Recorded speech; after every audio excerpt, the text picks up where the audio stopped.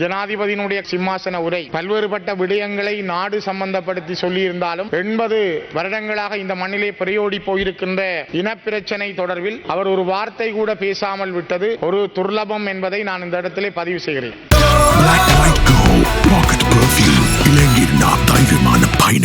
தொடர்ந்தும் ஏமாற்றங்களோடு இனம் இருக்காது. நீங்கள் 55 வருடங்கள் கடந்து இலங்கையினுடைய ஆட்சியை பிடித்திருக்கிறீர்கள் என்றால் உங்களுடைய தியாகம், அதே போல தமிழ் மக்களுடைய தியாகம் இன்றைக்கு உங்களை எவ்வளவு சிறப்பாக சிம்மாசனத்தில் ஏற்றி இருக்கிறதோ அதே போல அந்த தியாகமும் அந்த அர்ப்பணிப்பும் எங்களுக்கான வரலாற்றை திறக்கும். உங்களோடு சேர்ந்து இந்த நாட்டிலே எங்களுக்கான சமஷ்டி அடிப்படையிலான அரசியல் முறை பற்றி பேசுவதற்கு நாங்கள் எப்பொழுதும் எங்களுடைய சமாதான கதவுகளை திறந்து வைத்திருக்கிறோம். அடிப்படைவாத சம்பவங்களை ஊக்குவித்து இந்த அரசாங்கத்தின் பயணத்தை திசை திருப்ப எத்தனைப்பார்கள் என்று சொன்னால் அது தொடர்பாக நிச்சயமான நடவடிக்கைகள் எடுத்து மக்கள் மத்தியிலே ஒரு நிரந்தர சமாதானமும் நிரந்தர சாந்தியினையும் நாங்கள் கடமைப்பட்டிருக்கின்றோம்.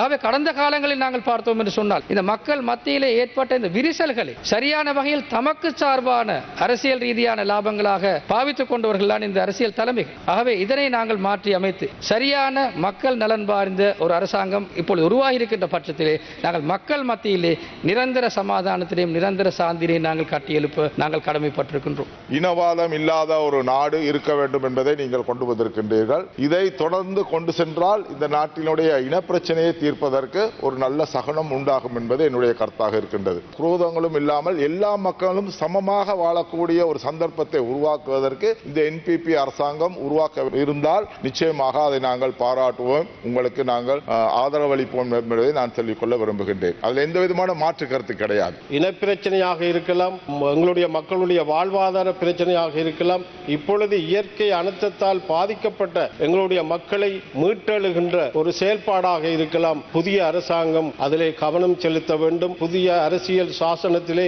13வது திருத்தச் சட்டம் இந்திய இலங்கை ஒப்பந்தம் இதிலே உள்ளடக்கப்பட வேண்டும். தயவு செய்து அரசாங்கம் இந்தியாவை பயத்துக் கொள்ள வேண்டாம். எமது நாடு முன்னேறுவதற்கான எல்லா வளமும் நமது நாட்டில் இருக்கின்றன.